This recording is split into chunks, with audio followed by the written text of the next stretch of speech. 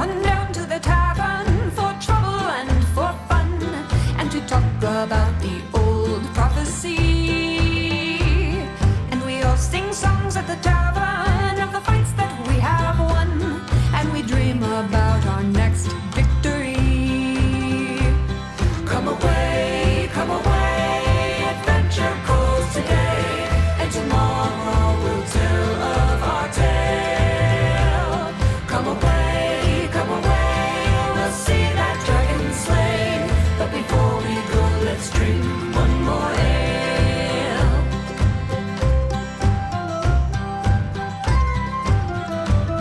Well, we won't burn down the tavern like the times we did before. It was not our fault, we swear honestly, but we'll do our dance at the tavern with the bards who've traveled far, and we'll ask them of the places they've seen. Come away, adventure calls today, and tomorrow we'll tell of our tale. Come away, we'll see that dragon slain, but before we go, let's drink one more ale. I feel the call of the rover outside, and the glory that soon could be ours. Let's form a team and we'll take to the wild, and we won't burn down the tavern. No, we won't burn down the tavern. No, we won't burn down the tavern. Come away, adventure calls today, and tomorrow we'll tell of our tale. Come away, we'll see that dragon slain, but before we go, let's dream. But before we go, let's dream. But before we go, let's dream one more ale.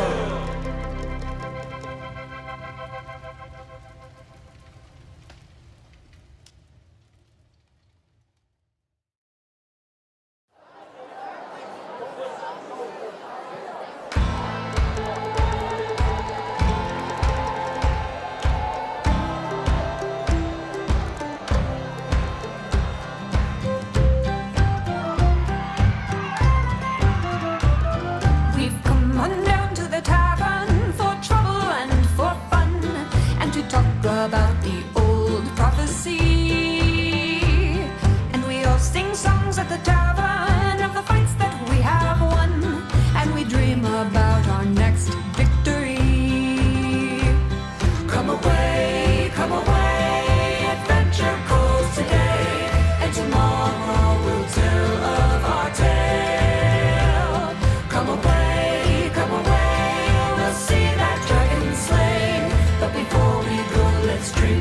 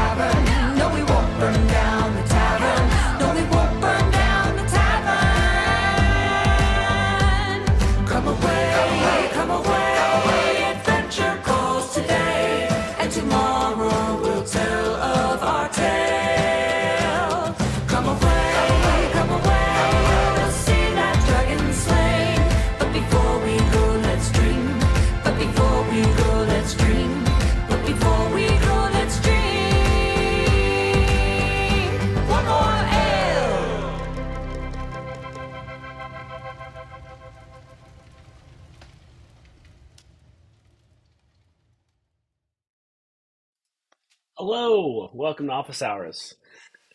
I hope you're all having a fantastic Tuesday. Excited to chat, excited to be back. How's everyone's Tuesday going? What's good? Who's all here?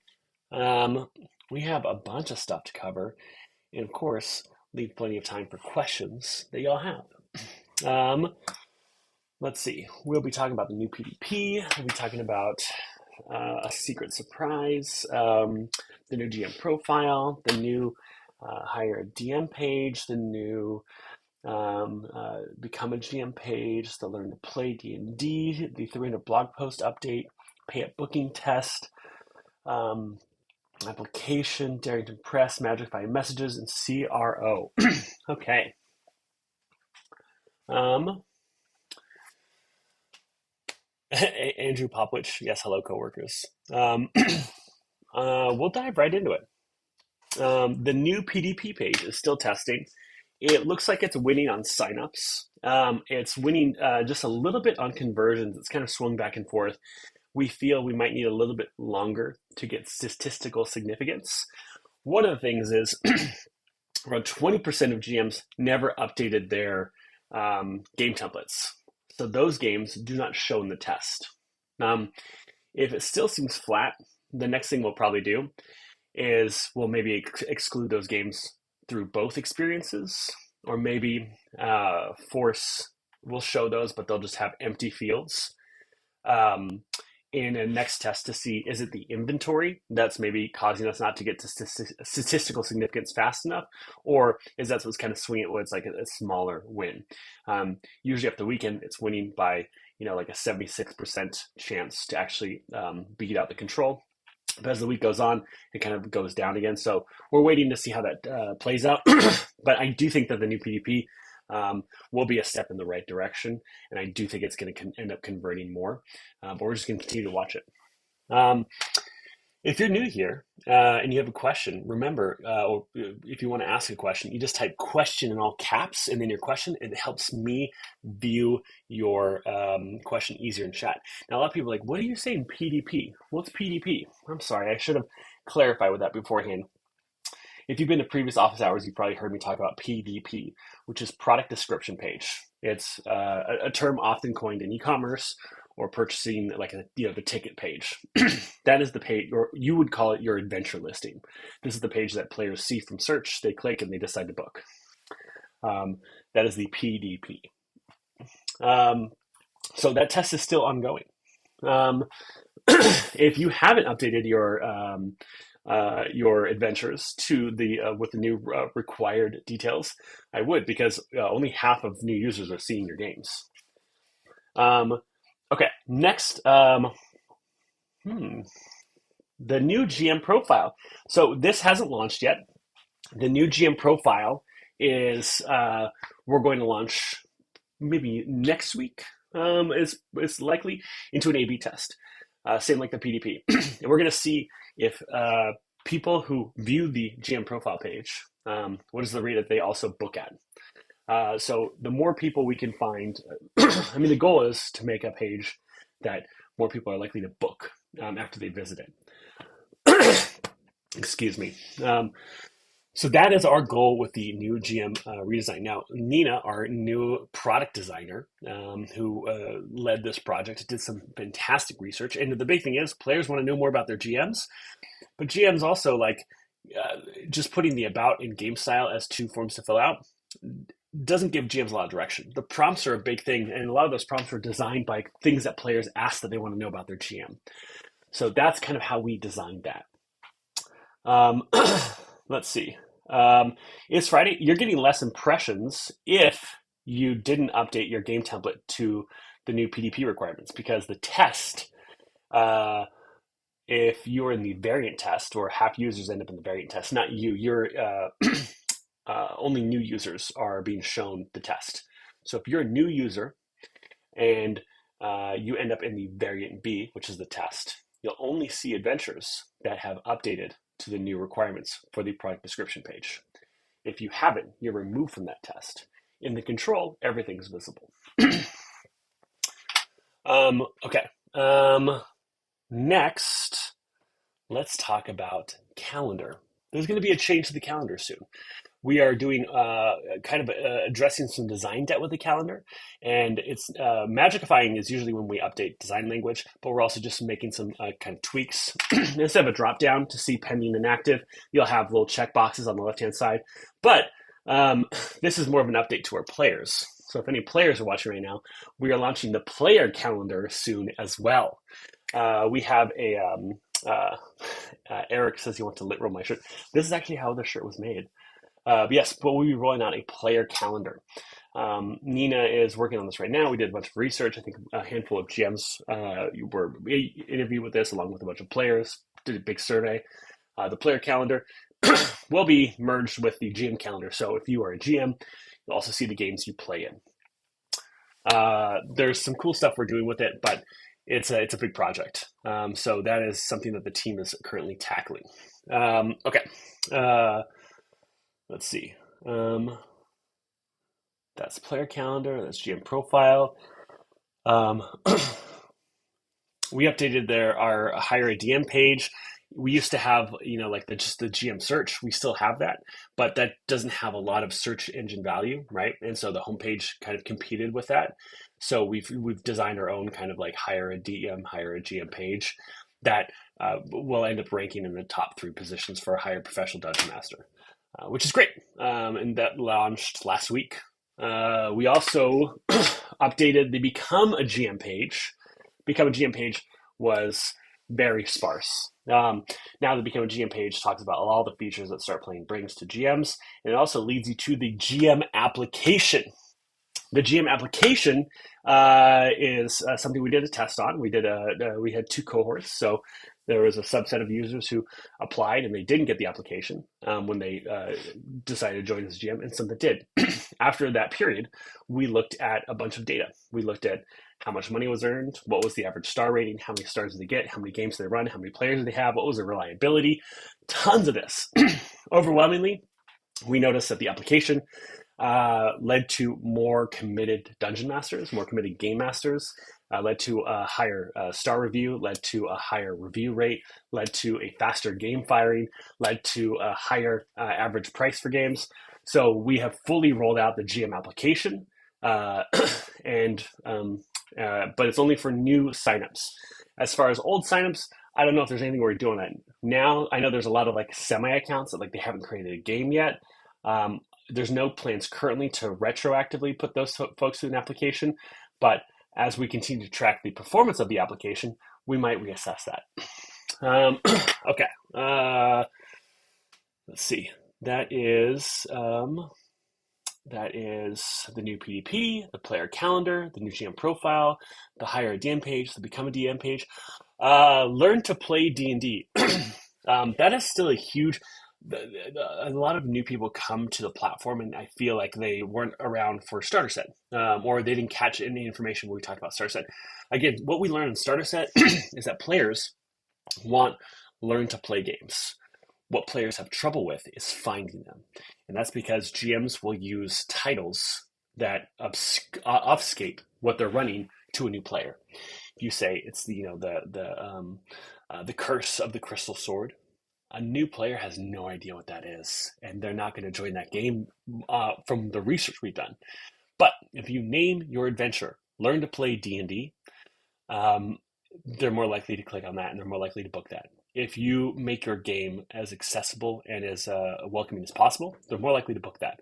Some of those things you can do is probably being on the probably like $15 to $20 session.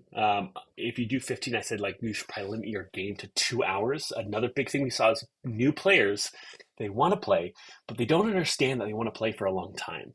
They think that 3 hours is a crazy amount of time to play a game. People that are new to D&D, they just don't get that. So 2 hours is an easier commitment. So I say this again because I want folks who weren't here for our starter set test and all the research we did to know this. It's incredibly advantageous to run learn to play games that are fast, one shots. And we did notice that the people that did book in learn to play games ended up booking into other games and sometimes at much higher rates as far as like the actual like cost rate. But it's really just like getting them in the door. But if you get them in the door at some cost, they're more likely to convert and become a paid player rather than if you run free games. Uh, let's see. The 300 blog post project that was a success in terms of traffic. In terms of impressions, it kind of fell, it missed it by around 100,000 impressions. Our goal was 600,000 impressions. It got around 500, but our goal was 4,000 clicks in a 28-day period with the new added content. We got to around 6,000 clicks with the added content, which is fantastic. So that was a win.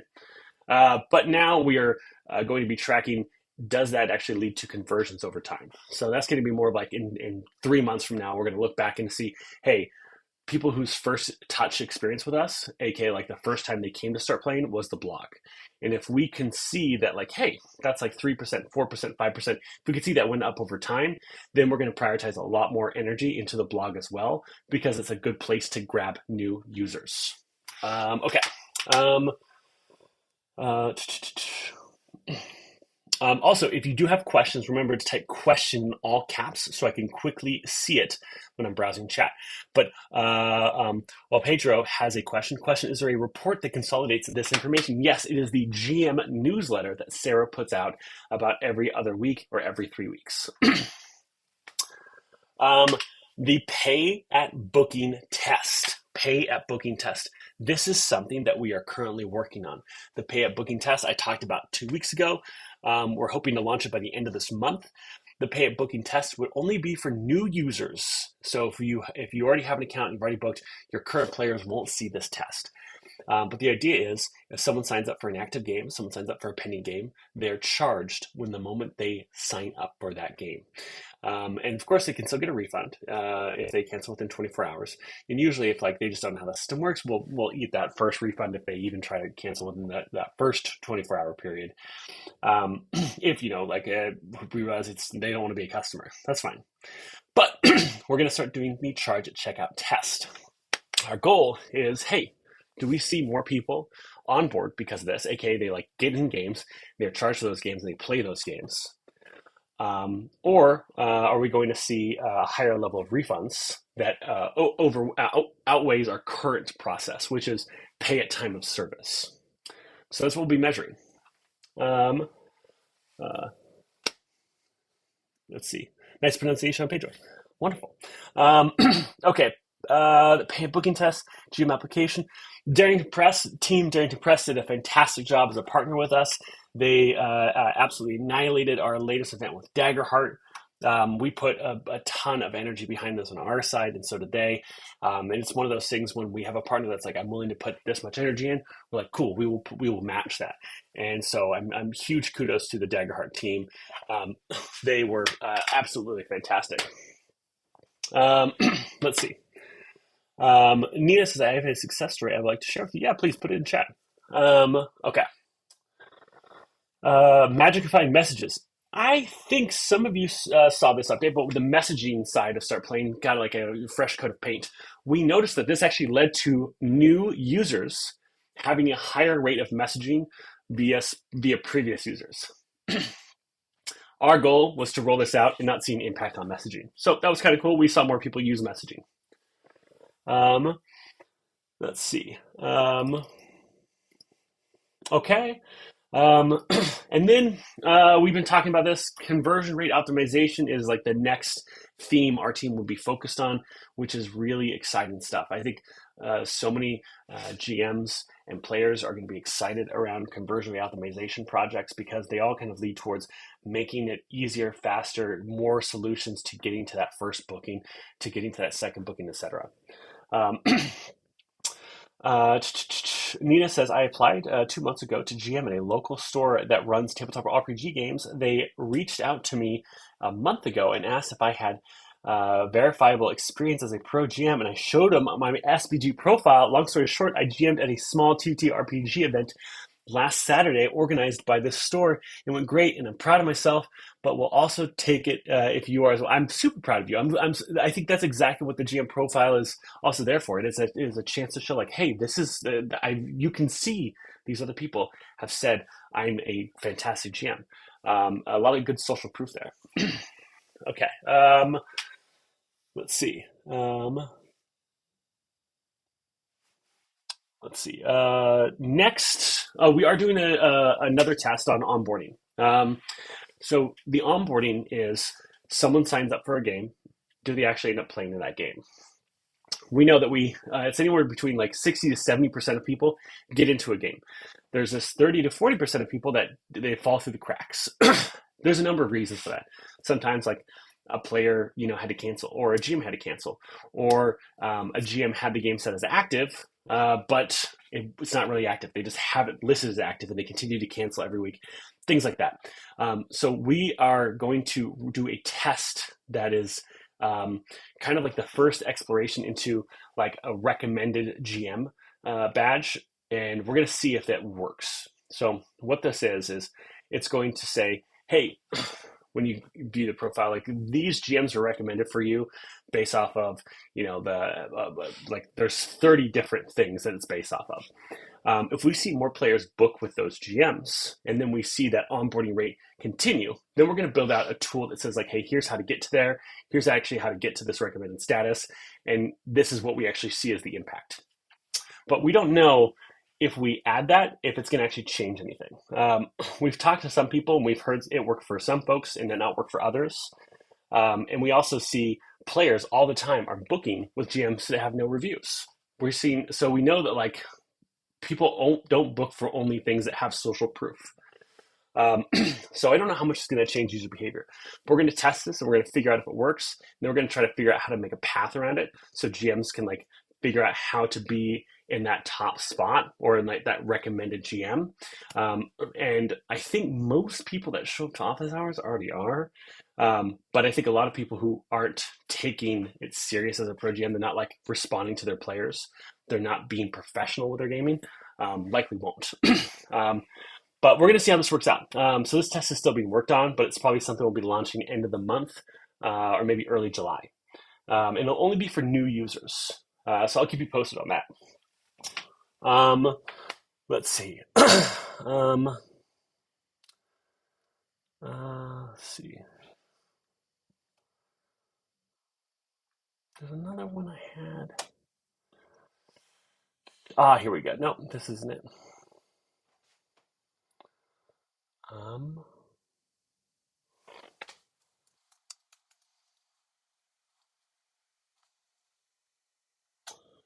Let's see. There's some other stuff I wanted to go over.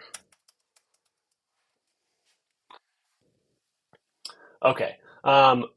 Let's see.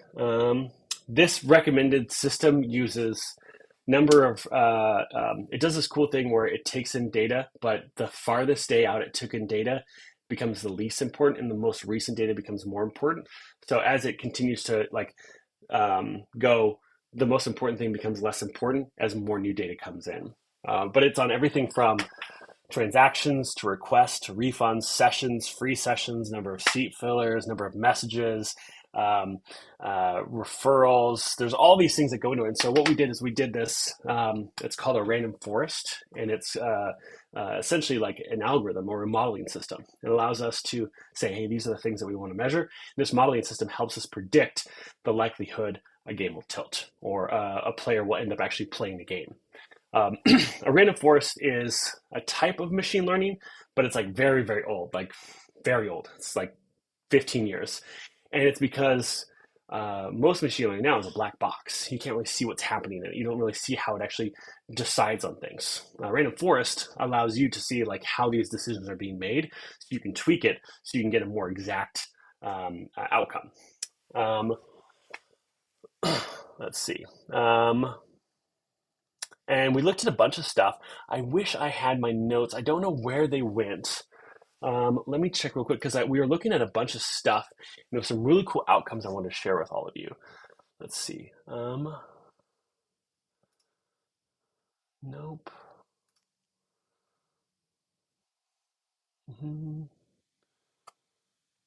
see.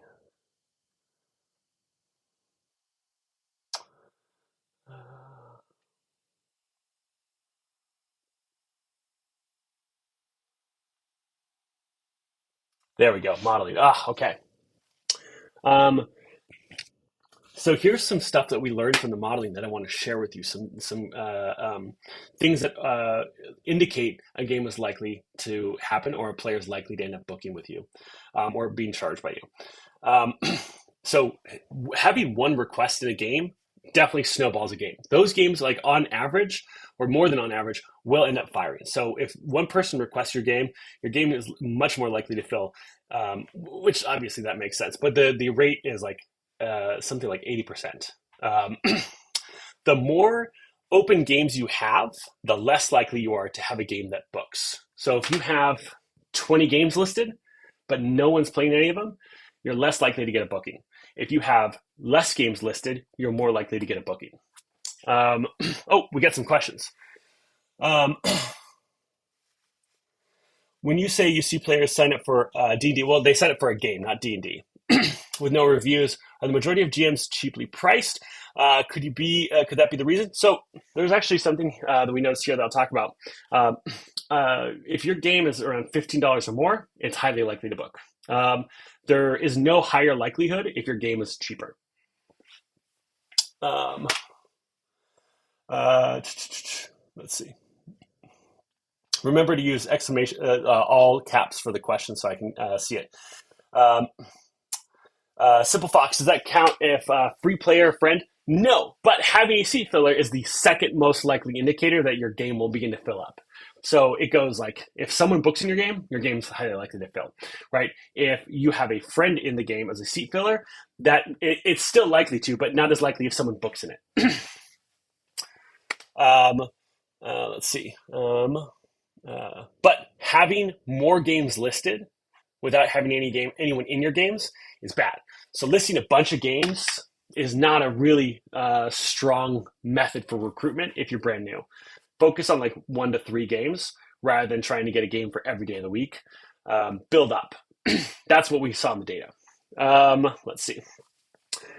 The average day for a game that tilts, which is someone joins, is 8 days. So after the first person joins for the paid request, the game is usually likely to tilt, aka become active within 8 days. Um, let's see. Obviously, there's another one here. Like the more you earn, the more likely a request is likely to convert. That's most likely because the people who are full-time GMs who are earning more are really on top of things, so they're more likely to respond faster. They're more likely to get that person in the game. They're more also likely to have a community that is also feeding into other games. That's kind of an obvious one. um, if you've hosted a lot of sessions, if you get a new player request, that request is likely to convert because you've hosted a lot of sessions. So there is kind of like this thing, like the longer you're here, the stronger you become in the likelihood of your games converting. Um, again, adventure cost is a really low indicator if a game is going to happen, or if someone's going to be charged in the game they sign up for. Um, uh, if 90% of your reviews are positive, your game is likely to bug, or your requests are likely to convert. Um, Communication is a sign of requests converting. So a request is someone like I book in a game, and them actually converting is them getting charged because they play in the game. Um, People who have a lot of messages are likely to have a player who also converts, and that's something we've seen. Like people who have really who have under 24-hour response times have really high request to charge rates. So that's also really really positive. Let's see. Hosts with too many adventures have super low chances of converting. Yep, again, we talked about it earlier. The more adventures you put out, if you don't have people in those other adventures, it lowers your chance of actually getting booked. If a player has played recently, it's incredibly likely that they will convert if they join your game. Let's see. Same thing with game templates. The more game templates you have, the lower bookings on average, and that's just usually, I think um, some people will make a ton of game templates, and that doesn't lead to. They also make a ton of adventures, and that doesn't lead to bookings. um, Seat filler is a good sign that a game will tilt. The longer you've been on Start Playing as an active GM, aka you get paid at least once every 30 days, the more likely your games are to tilt. The longer you run games, the better. The more often players skip games, that's an indicator that shows like they're not that request won't likely convert. Um, I think Friday, if I can quote you, Friday often checks in with her game masters, not her game masters, her players. And be like, hey, are you guys digging this? Like, do you want to go in a different direction? And they can kind of pick up on body language and vibes. And if it's not the way, and the thing is, like, when you don't do that as a GM and people start skipping, it's because they're losing interest in the game. So trying to find ways to make sure people aren't losing interest is a technique that can lead towards higher reliability, higher retention. We got some questions. Devin, have you ever visited Devon? Rory, I almost did, but I ended up going to Brighton instead. Question, what's the most popular time a game fires? Weekends, evenings, mornings? So, Ace, classic question. Classic question. I'm going to ask you this. Do you have unlimited availability? Because if so, nights and weekends, US times. If not, when can you run your best game ever? And that's when you should run the game. But most likely when a game fires, nights and weekends. No surprise there. I did let Devon down, but I do want to go to Devon eventually. But I wasn't actually named after Devonshire. I was named after a Spanish soap opera star my mom saw the night before she had me. Okay, let's see. Free games, still bad. Free. If you run free games, it is most likely players won't convert into paid players with you. Let's see. Players who submit between the midnight and 4 a.m. likely will not convert. This is in Pacific time. This is a weird one, but I thought I'd share with you anyway. And it's also like we're not sure how confident we are in this one. This is like one of the least confident things, but I thought I'd share it with you. The most likely, if someone books between like 8 a.m. and 11:59 p.m. Pacific, it's highly likely that that game's going to convert. But for some reason, if it's between midnight and 4 a.m. Pacific time, those have a less likely confidence of actually converting into a paid player. If you have a lot of refunds, that's also an indicator that shows that like your likelihood of a request becoming a paid request is not as likely. And if you think about that, like if you have a lot of requests because you're canceling, then someone else joining, there's already enough indicators that like a game was canceled, right? So, but it's also like you canceled it before the charge went through. So it's one of those tricky things. And I think it's mostly driven by GMs who let a charge go through, they forget, right? And that is an indicator of like someone who's not like taking that professional step to be on top of all those things. Of course, accidents happen, but it becomes a constant for some GMs. And requests that are made on the weekend are likely to convert into paid requests. So that's just some of the stuff the modeling picked out, which was pretty interesting. I thought you all would enjoy. The witching hour breeds bad choices. Morning, afternoons have been terrible for me of late. Now, remember, I said this is when people book. It's when they actually hit checkout, not for the times. I'm not talking about the times of the game. I'm talking about when people actually decide to sign up for a game. So I could sign up for a 6 p.m. game, but I'm clicking checkout at 4 a.m. in the morning, my time. So again, it has nothing to do with the game's time. It has all to do with when the person is actually on the site deciding to play in a game. It's Friday. Says question. Can you talk about Draw Steel? We'll be doing a partnership with Draw Steel to participate in the launch event with them. It's going to be very exciting. More details to come. A sign up form will be going out pretty soon. If free games like early bird booking are bad for conversions, why does SB still have them? We don't offer early bird bookings. We actually got rid of early bird bookings about a year ago. Game Nate. Touche or en garde. Can we consider translating the site before currency localization, like doing them separate? There's a lot of international GMs already on the site, and we could really benefit from it. Neo first will actually be having to focus on um, a few other projects before we go into translations, mainly because it's just going to require a lot more headcount. Um, and to do that, we're going to have to be in a much larger space to be able to make that feasible without knowing what the actual return is going to be, because some locations will have a lower return on them because of how conversion rates go. But it is still something that we'll be doing. I mean, but when we do localization, we're going to be doing translate. We're going to be doing everything all at once when we do internationalization. Something that we probably will be doing sooner rather than later is search by language for GM. We'll be testing out some stuff like that to also see what our most popular languages are on the site. Okay. Oh, look at all these questions. Question. Yeah, I know. So why still free games?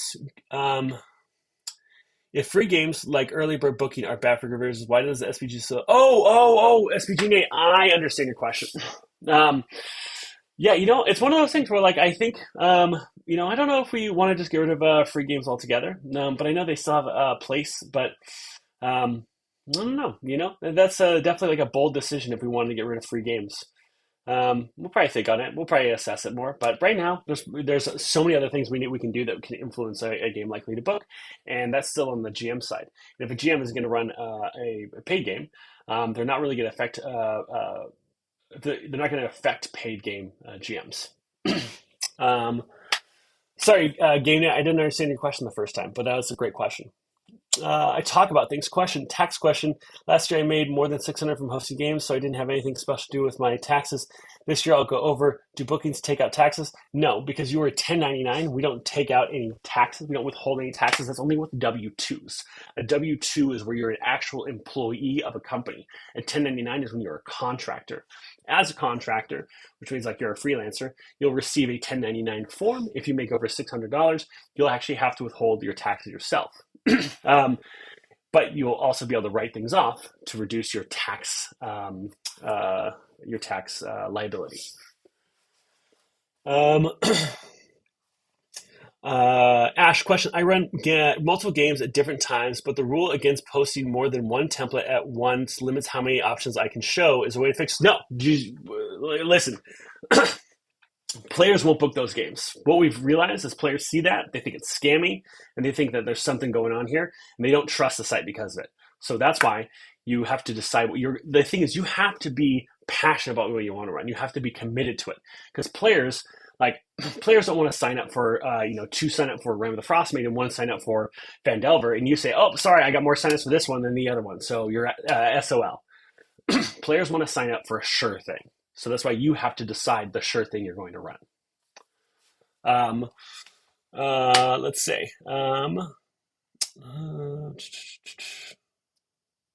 For me, it's less feel bad. Okay, that's all the questions. Oh, DM Dan. Let's see. Question. Back to the topic of messaging. When will messages get an update to include a game a player has contacted the GM from? It's just a hard thing to do. We'd have to redesign our entire messaging system to allow for that. And it's one of those things. Do we want to do that, or do we want to improve search? Do we want to do that, or do we want to improve other things that were more likely to lead to a higher booking rate? We already know that if conversations happen, that game is likely to book. So a GM having to say, like, hey, actually, I wasn't sure what game you were talking about. Let me know. While that is definitely something I can see as a huge quality of life improvement, there's some other things that we'd have to focus on first, because if not, like, it would take us 2 months of work right now to probably redesign messaging to allow us to do something like that. Because right now, messaging doesn't know what page you're on. So that's what we'd have to do, is we'd have to change a lot of how our messaging works to then record that. Let's see. It's Friday. I had a good, bad feedback from the GM webinars we had. Is SPG going to be continuing to do these events long term, or are we still testing phase for these being paid? Well, I mean, StartPlaying is going to continue to have webinars that we host. GMs are more than welcome to host as many webinars as they like outside of what we are offering, if you want to run your own paid ones. But we're going to continue to measure the efficacy of them to make sure that they're actually net positive.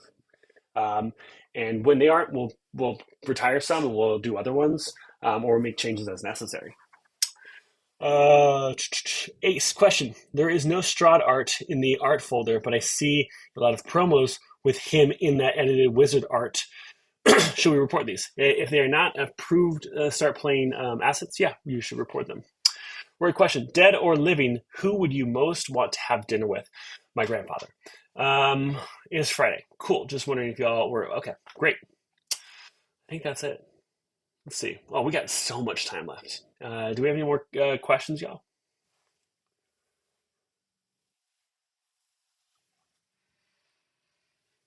There's no Valentine today. Valentine's out. She's in the other rooms, so you're just stuck with me.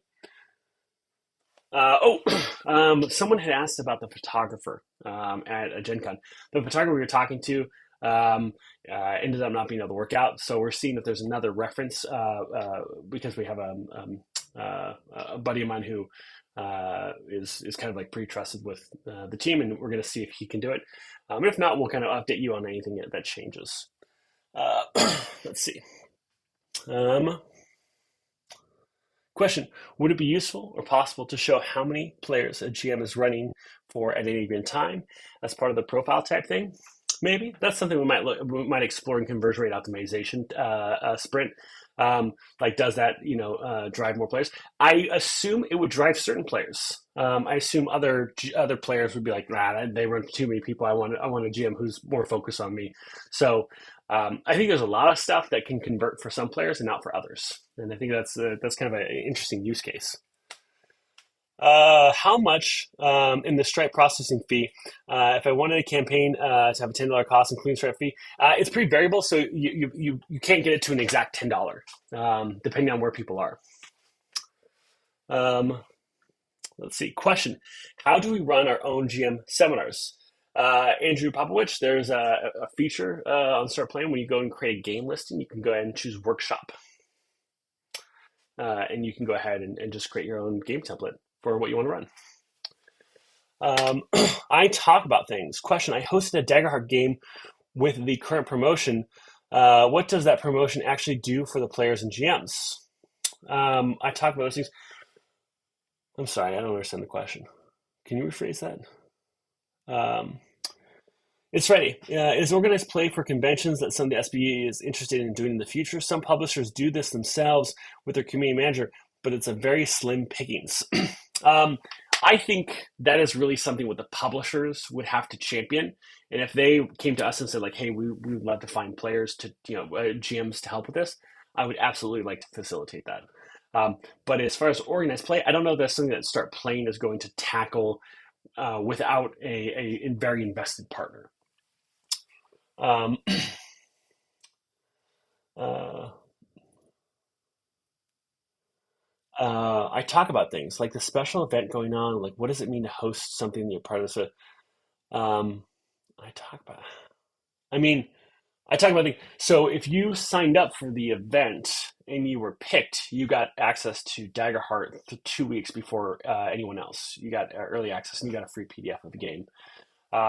That's what people who signed up for the event.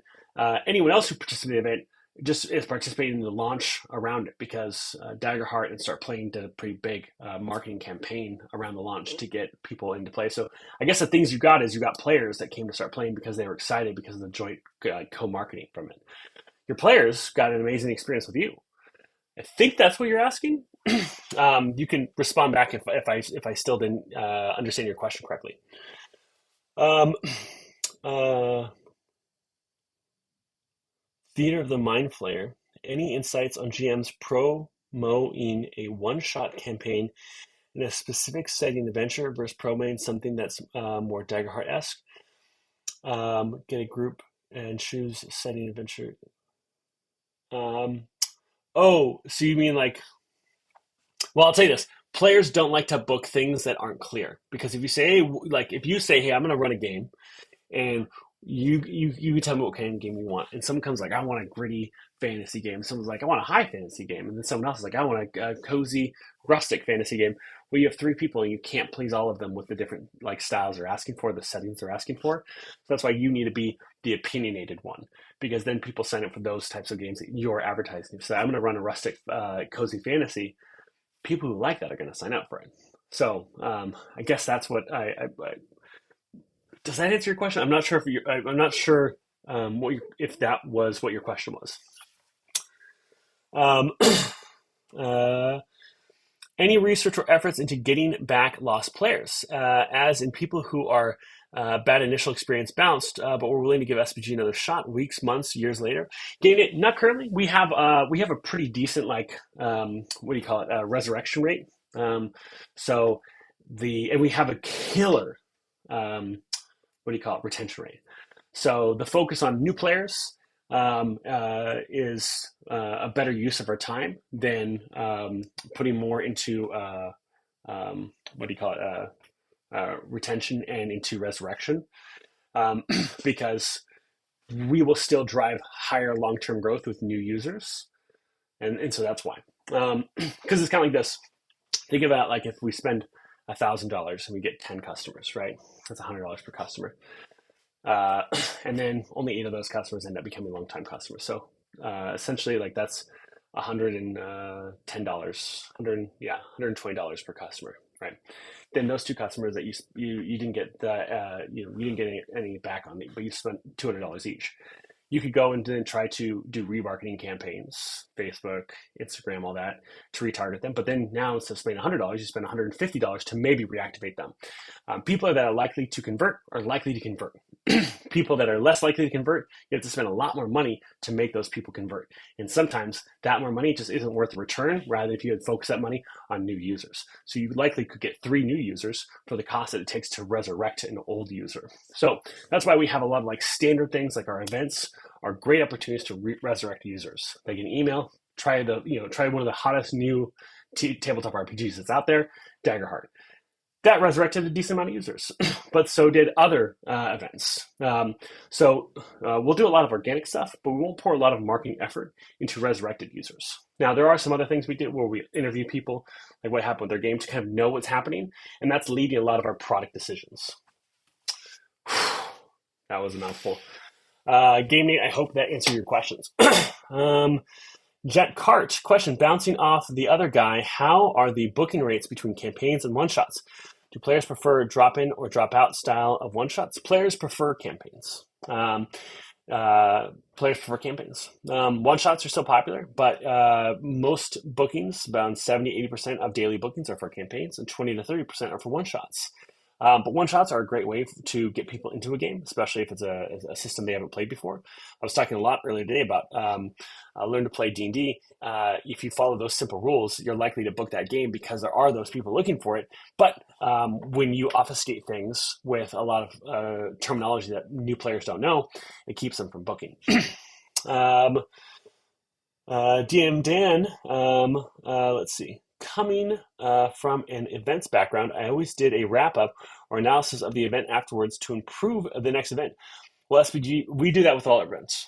We're using the data and the impact that our teams have done. For example, we'll look at this one. I mean, there's about 12 things that have kind of happened that were big beats between us and our partner. We kind of measure the daily impact of all of those and then the overall impact. And then like the current users, resurrected users, and new users that are booking into these games. Ace, will there be a separate category for play-by-post? It's no secret that people run duet PvP games to boost their number of games run. Ace, yeah, but it's still so small compared to non-PvP games. PvP games are like less than 2% of all games on the site. So I did this analysis the other day because I've seen some chatter, and yes, I do want them to make them their own category eventually. They're going to have their own landing page as well, and that might also prioritize things faster if we see that landing page drive up play-by-post signups. But eventually, I don't know exactly what the solution is going to be, but I envision it something similar to like there's campaigns, there's one-shots, and there's play-by-post. But that's probably going to be near the end of CRO. If we actually realize that play-by-post is causing less bookings to other users. So that's like a great test, right? Like what happens if we remove play-by-post from search unless someone looks for play-by-post? Do we see bookings go up? Cool. Then we know that play by post is just getting in the way of campaign bookers, getting in the way of one shot bookers. So there's a lot we can do there to assess. Right now, we're not working on that, but probably at the end of like CRO, that's something we'll be exploring. Again, CRO is a theme. What we do is we do themes every few months of what we're focusing our different features to build on. And we call features products. So the different products we're working on, and that'll be conversion rate optimization is going to be one of our next themes. um, uh, I talk about things. Okay, perfect. Thank you. I talk about things. Jed Cart question. Another thing regarding campaigns: how have GMs handled getting a whole new group of players during a campaign where a bunch of stuff happens with no context? Jed Cart, I don't understand that question. You have to rephrase that. Rory question: what's the optimal resurrection rate you are targeting to maximize lifetime retention across dead play? So we don't actually we don't do any focus on resurrection as far as like this is what we want to do, right? All that energy is focused on new players because that is what's going to see the largest growth for our GMs. We do a number of stuff that is great, but we don't focus energy to hit certain numbers because starting to measure those numbers and focus on like this is the goal means that we're focused on that and not focused on the new users. Does that make sense? Let's see. DM Dan. Sometimes, I mean, we always collect a lot of information from the actual like Discord. That's why you've noticed like we've pushed publishers to do events a lot earlier. But right now there's no like process to grab GM feedback. A lot of it is what we've gleaned from the Discord. If we decide to go bigger into events, we'll probably have something that's more processed, not processed, yeah, more process around it. But right now, the most product growth is coming out of our new users that isn't around events. And so we'll probably be doing more research in that terms rather than on the event. But if events continue to go the way Daggerheart did, there's probably going to be a lot more process around that if events actually become a huge growth opportunity for us.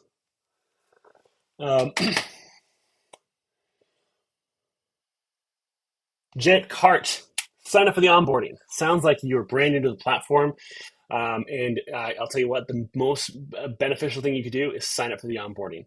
The onboarding is going to teach you everything you know about the platform, how it works, the ins and outs. But when someone signs up for a campaign, they sign up for a campaign. That's every session in the campaign. But again, join that onboarding. It's going to help you out so much. Okay, team, we got about 5 minutes left of questions. Oh yeah.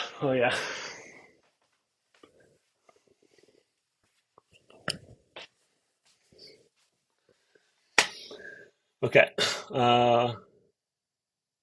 It's Friday. Was there something you did fundamentally different for Daggerheart event, or was there a big push most from Daring to Crit? So one of the big things is what we do is we'll put a budget behind any event depending on what our publishers are able to do, right? So we normally do at least like we'll do an influencer maybe we'll do some paid ads on our side, right? But if we have a publisher who's like, hey, we're gonna do a lot of work. We're gonna really push it. We also tell people like, hey, like we've looked at all the events, we've seen what's done well. This is what's done well. What can you do? And they're like, oh, well, we'll go ahead and email our list. We'll go ahead and put it in our Reddit. And so the more that a partner is able to commit to doing a lot of promotion, the more that we'll also put behind that, because we know that events work best when the publisher and us are working together to promote it, right? But if a publisher's like, hey, we don't have a huge list, we don't have good social media, or like this, like cool, then we will go ahead and we will do our huge email list. We'll do some ads behind it. But the more that we see our publisher be able to do, that also uplifts everything we do. So if Critical Role talks about us, it makes our ads cheaper because people are like, oh my gosh, I heard Matt talk about that. If people have, if we have work being done by the publisher that is impactful, it makes what we do easier to convert. So it's a very synergistic connection. And Daggerheart team did a lot. They were really dedicated to making it launch. And that's also why we reached out to Draw Steel. We reached out to Cosmere off of one of the GM's recommendations because the launch was a great moment to market behind. Right? We've done a lot of other events, but they weren't really around the launch of the game. Some of our best events we did with Son of Oak were great because it was like the Kickstarter launch, right? So there's a lot of interest in it. So launching of the game is a great moment to market around. So that's a huge part of it. And I think that's a huge part why Daggerheart did so well. But it's also their team was really dedicated to the success of this partnership. Um, and so that allowed us to really kind of dig into the coffers and put more money behind it, put more energy, put more partners, put more influencers, put more creators. A lot of work went into that to make it happen because they were also putting a lot of time and effort and energy. And so I think that's kind of why that event did so well. Let me know if that answers your question. Admiral Adventures question: any chance SPG could give a quarterly status on how the site is doing? For example, we have earned XX dollars this quarter. There are XX new GMs and XX new players. I mean, like it's the big numbers for this first half of the year is 80,000 players have found their game on StartPlaying. There's over 5,000 GMs. But it's more like 2,500 GMs because like there's some folks that like just they like run one game a month, and then there's some that like I just want to have an account. And then since the inception of StartPlaying, GMs have earned. I gotta look at that number, but I will be announcing it at Gen Con because that's always the big. But we usually do an announcement at Gen Con of like the biggest numbers that was raised, and we do one at PAX Unplugged, and we kind of turn those into nice marketing moments too. Let's see. Let's see. Don't you press believing in creating a good word of mouth through more pro games availability? Yeah, I mean, it's right. I mean, the same thing happened with, there's the same realization that Wizards of the Coast had. They realized that like professional GMs are a great avenue to get people into their system.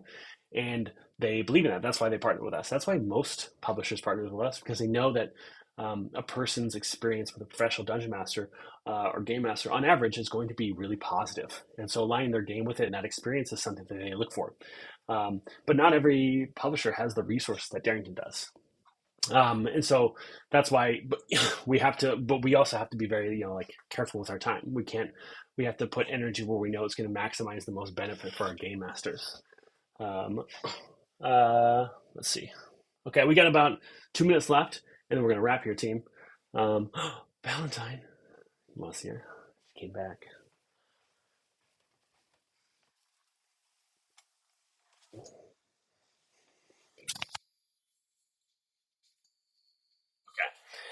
Okay.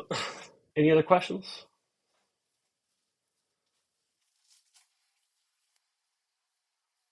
All right, team. I think we've done it. We've gone. Thank you so much, everyone. I hope you all have a fantastic Tuesday. We will be here not next week, but the week after, and we'll be recapping what's new and what we're working on. We'll probably talking about research and probably the outcomes of our last tests. There's 2 more questions. Is there a way a player can pre-buy a block of time to spend on various sessions through a gift card? They can, Dark Elf. And Nina says, "How is the baby? I wish you all well." He is fantastic. He is the cutest. He's in the room right now. He can hear me. Yeah. Do you want to say hi? Oh, look at him. He has no idea what's going on. So cute.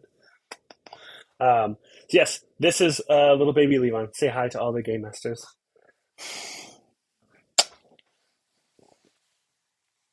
Hi, baby. Thank you so much, everyone. I hope you have a fantastic Tuesday, and I will see you all in the Discord. Bye.